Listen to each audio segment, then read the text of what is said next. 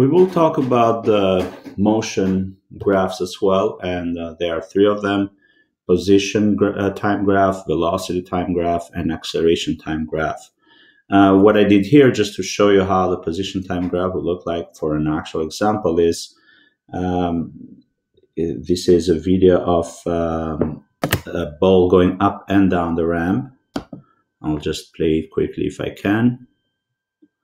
And as the ball is moving up the ramp, it slows down and stops and comes back.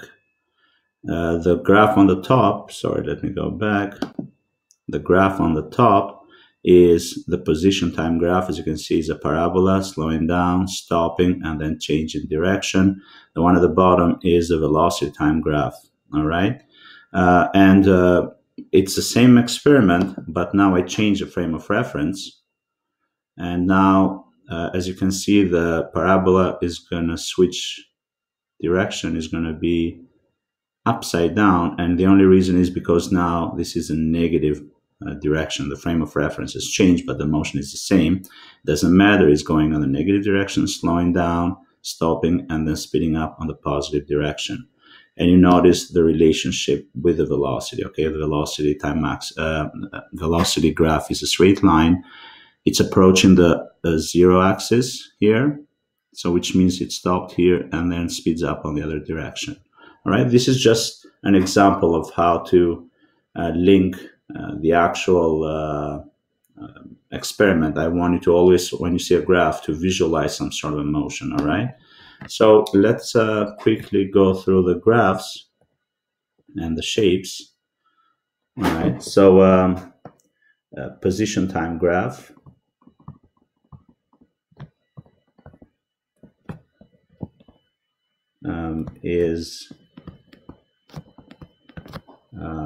It's keeping track of how position changes with time, as and the types of graphs that you see are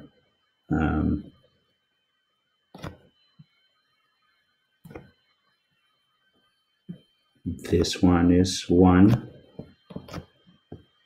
What does this represent? A uniform accelerated motion, speeding up.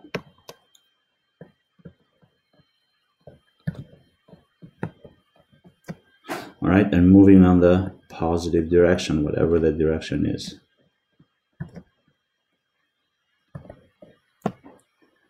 Could it be another one that is the same motion but looks slightly different? Yes, if you have something like this. All right, so pretty much any parabola that opens up, it represents a uniform accelerated motion speeding up on the positive direction. All right, if we have something like this, time and position, this is again a uniform accelerated motion. It's still speeding up. The only difference now, it's moving on the negative direction. So this negative or positive direction, what really means is what kind of choice we made for the frame of reference. All right, what is our starting point, and what have we chosen to be positive direction. All right, so as you saw it on the video, these two graphs, the one on the left, this one here, and this one here, could be very well the same motion if we change our frame of reference. All right, the same idea as before. If I do this and I start a graph up here, they are probably the same motion. All right, it's just the starting point is different, the initial position. All right, what other graphs we have? Well, we have also uniform motion. And a uniform motion, as you saw it on the basketball lab, you expect to see a straight line like this. All right, so this is uniform motion, or UM. It's moving on the positive direction. How do I graph one that moves in the negative direction? Or something like that, right? This is negative direction.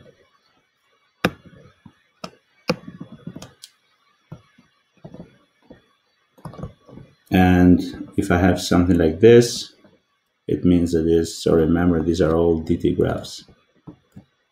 It means it is stationary. It's not moving. All right. I'm going to put all the quantities now, and we're going to see how do we find them in this graph. So di,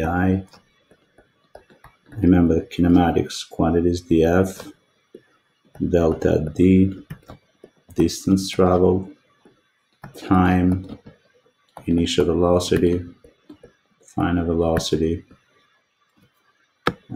average velocity, and acceleration. All right. There is also average speed, but I'm not too concerned about it. So on a DT graph, can we find the initial position? Yes. How do we find it? We just read the graph. Final position, can we find it? Yes. What do? We read the graph. Delta D, can we find it? Yes. What do? We use the definition df minus di. Can we find the distance traveled? Yes. And what do? We add all the displacements in whatever direction. Can we find time? Yes. What do? We just read the graph. Initial velocity, yes. It's a slope of tangent. The same with final velocity. Can we find the average velocity? Yes, and we find that by doing the slope of secant. And can we find the acceleration? Yes, we can. If we can find initial velocity and final velocity, we know that the acceleration is Vf minus Vi over delta t, so we use a definition. All right, here I'm going to add all displacements.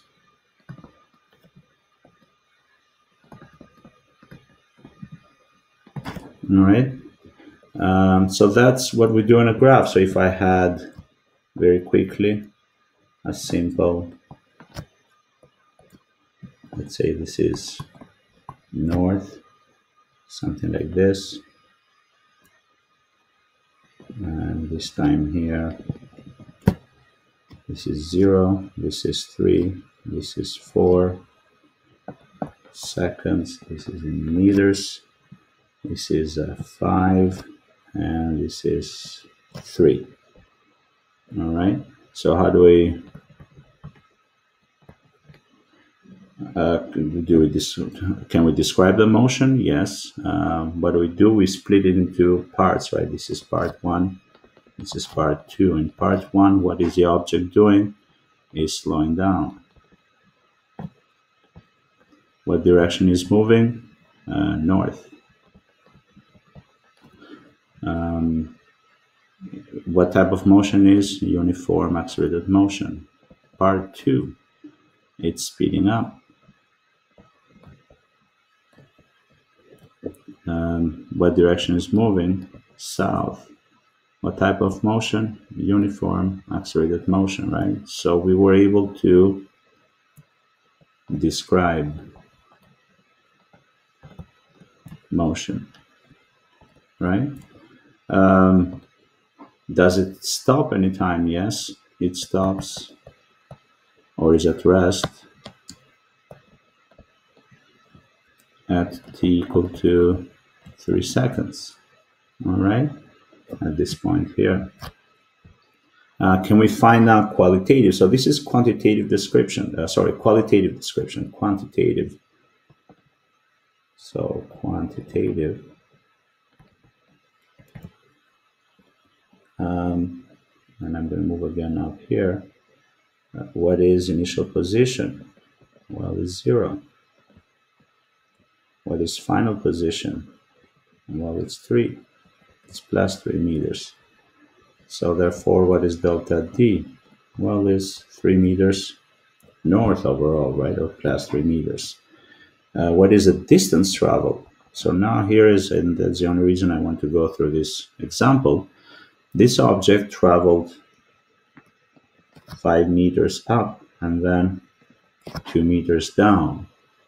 right? Or sorry, 5 meters north and 2 meters south. So the displacement is the distance traveled is actually 7 meters. How long did it take for the whole trip? 4 seconds.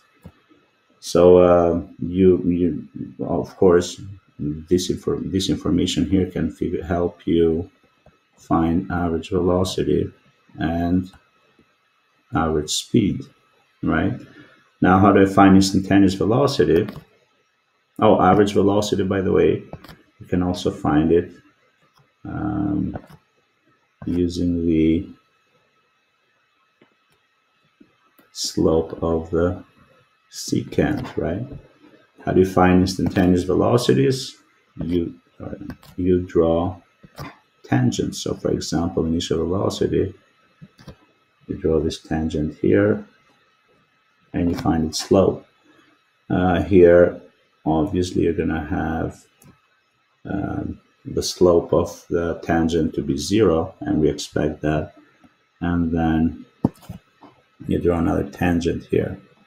We're not going to deal a lot with tangents because we just have to understand the concept, but we're not going to deal with them because it may get, it's not that accurate. You need calculus to actually make precise measurements, let's call them. All right. So this is the position time graph. As you can see, we talked about the shapes. I forgot to mention one more shape. I'll add it at the end. Uniform accelerated motion speeding up in other direction. Uniform motion, stationary, and how do we find the information, quantitative information. And here's an example. We described the motion and we were able to find quantitative stuff as well. All right, and then we can continue. However, I want to add 2 more shapes, right? And those are what happens if I see a graph like this, or a graph like this, DT graphs. In either case, these graphs or similar shapes represent a motion of an object slowing down. All right. There is a PowerPoint quiz that has a lot of graphs, questions about shapes of graphs, conceptual questions that you can see the graph and then determine what kind of motion you're dealing with. Okay, so I strongly encourage you to do that, to practice with shapes of graphs. All right, so we'll leave it here with the position time graph, and very quickly we're going to jump into velocity time graph, the same idea, what information we can find and how.